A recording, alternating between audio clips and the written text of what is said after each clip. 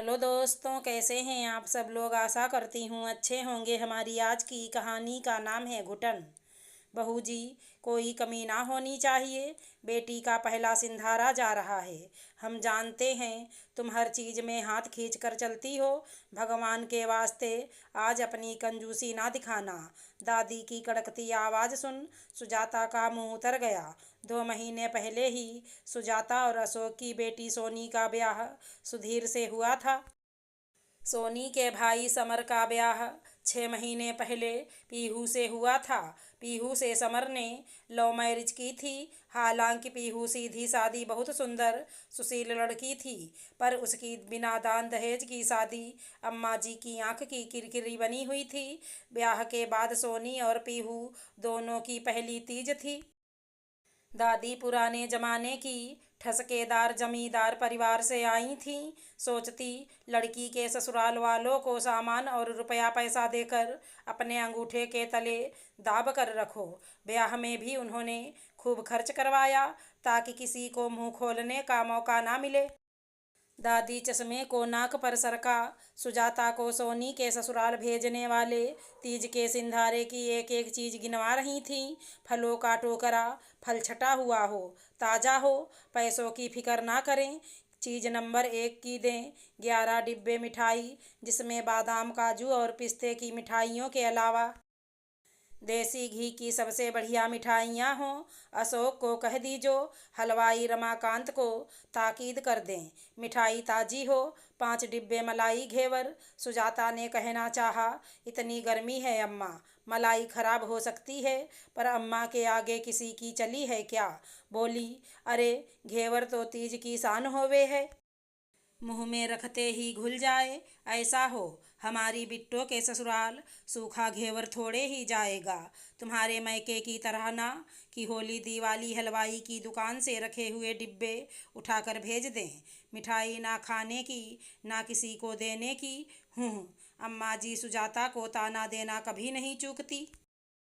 सोनी की गोटे पट्टी की हरी बंधेज लहरिया की साड़ी और पोलकी का हरा लहंगा। साड़ी पहन के मेहंदी लगवा लेगी और लहंगा पहनकर झूला झूलेगी। अब जेवर मीने के मोर वाला सतलड़ा जो मैंने पहले से बनवा रखा था, कुछ ध्यान भी है। जौहरी के यहाँ से वापस आया या वहीं पड़ा है, साथ में जड़ाऊ कंगन भी, सब मंगवा लो। कुंदन की पाजेब और मांग टीका और सोने के मीनाकरी वाले बिछुए, उनके यहाँ चांदी के बिछुए होते होंगे, हम तो भाई सोने के ही भेजेंगे। कहते हुए अम्मा की गर्दन गर्व से तन गई। सुजाता, तुम्हें तो किसी बात का होश नहीं रहता। बेटी का ब्याह कर दिया, बहू ले आई, पर सब कुछ मुझे ही बताना समझाना पड़े है। मेहंदी घोलने को चांदी का कटोरा चम्मच भूल गई ना। अब फुलकिया सा कटोरा मत मंगवा लीजो जो दबाने से ही पिचक जाए। जौहरी को कहना हमारी हैसियत के हिसाब से भेजे। सुजाता जी अम्मा कहकर हाँ में हाँ मिलाए जाती। रेशम की रस्सी आ गई या उसे भी मैं लेने जाऊं। झूले की पटरी पर चांदी का पत्थर चढ़वा कर मीना कराने को दिया था। ना मंगवाया हो तो मंगवा लो। सिंगार पेटी में बिंदी चूड़ी महावर सब रख दिया ना। अम्मा बिना रुके बड़बड़ाती रहीं। ये तो हो गया सोनी का। अब उसकी सास की 2 साड़ियाँ अच्छी भारी हों, नहीं तो कहने में देर ना लगाएगी कि अपनी छोरी को बढ़िया दिया, हमें सस्ते में टरका दिया। ससुर के कपड़े, सुधीर का जोड़ा, ननद देवर के कपड़े और 2 जोड़े नौकर चाकरों के। इन कपड़ों के साथ सगुन के लिफाफे भी रख दीजो। जरा ढंग का सगुन रखियो, कहीं नाक ना कटवा दीजो। बीच बीच में अम्मा सुजाता को सुनाती भी जाती, तुम्हारे घर से तो कभी ढंग का सिंधारा आया ना, तो तुम्हें तो पता ही न होगा कैसे भेजा जावे। रही बात पीहू के मायके की, तो वहाँ से तो उम्मीद करना ही बेकार है। उन्होंने तो शादी निपटा दी, वहीं क्या कम है। हमारी तो भाई मन की मन में ही रह गई कि हमें भी कोई ढंग का कायदे से सिंधारा भेजता। कहकर अम्मा ने एक गहरी सांस ली। अम्मा जी की सिंधारे की तैयारियां देखकर पीहू की जान सूखी जा रही थी। पीहू के पिता ब्लड प्रेशर और डायबिटीज और माँ गठिया और अस्थमा की मरीज थी। पीहू का छोटा भाई इसी साल इंजीनियरिंग करने कानपुर गया था। पीहू की शादी उन्होंने पहले से बचा कर रखे पैसों से किसी तरह निपटा दी थी। पीहू जानती थी कि उसके माँ बाप की अब इतनी हैसियत नहीं की वे भारी सिंधारा भेज सकें, पर अम्मा जी का डर उसे खाए जा रहा था। जाने क्या क्या ना सुनाएंगी अम्मा जी, वो हर वक्त बुझी बुझी रहती।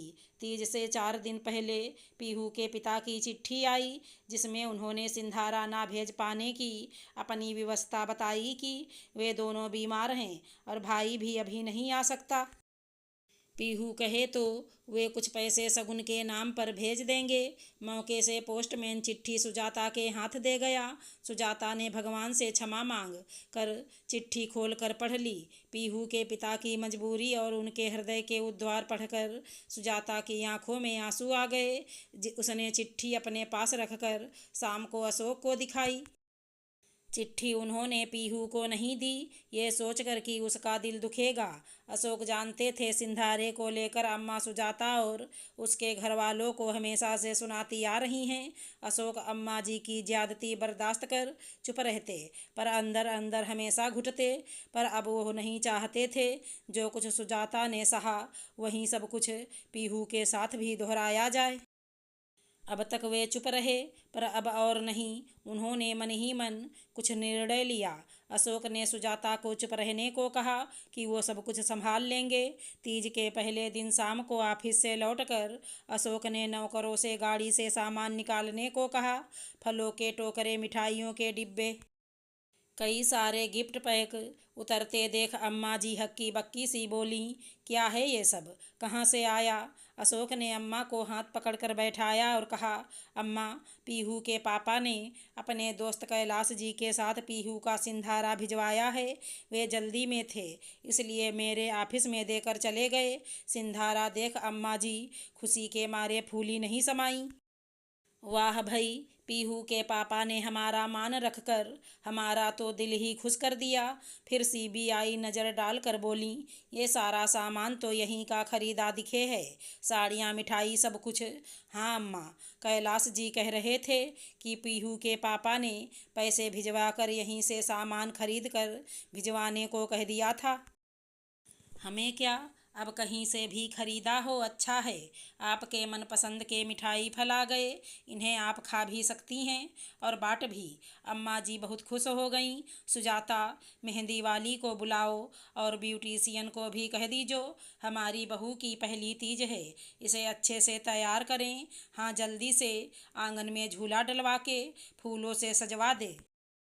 और समर को कह दीजो इधर उधर ना निकल जाए, हमारी बहू को झूला झुलाना है उसे। बाहर अम्मा तीज की तैयारियां करा रही थीं। उधर कमरे में पीहू के पापा फ़ोन पर उसे बता रहे थे कि वे कितने मजबूर और शर्मिंदा हैं कि बेटी का पहला सिंधारा भी नहीं भेज पाए। जब पीहू ने कहा, कैलाश अंकल के हाथ आपने इतना सामान भिजवाया, कहाँ से किया पैसों का इंतजाम। अम्मा जी जो कहती मैं सुन लेती। अब आप अपनी और माँ की बीमारी में दवाई और खाने में कटौती करेंगे। और वो सुबक सुबक कर रो पड़ी। पीहू के पापा ने बताया कि कैलाश तो अमेरिका में है, उनसे तो काफ़ी टाइम से बात ही नहीं हुई। पीहू सोच ही रही थी। तभी सुजाता और अशोक कमरे में आए और पीहू को गले लगाकर बोले, बेटा रोना बंद करके तीज की तैयारी करो। सिंधारा उन पापा ने भेजा या ये पापा लाए मत सोचो। फिर पीहू को पूरी बात बताई और चोरी से उसकी चिट्ठी पढ़ने के लिए क्षमा मांगी। उसके आंसू पोंछते हुए कहा, वादा करो कि आज से हमारी बेटी की आंखों में कभी आंसू नहीं आएंगे। पीहू का मन खुशी से भर गया, ये सोचकर कि उसे कितने अच्छे सास ससुर मिले।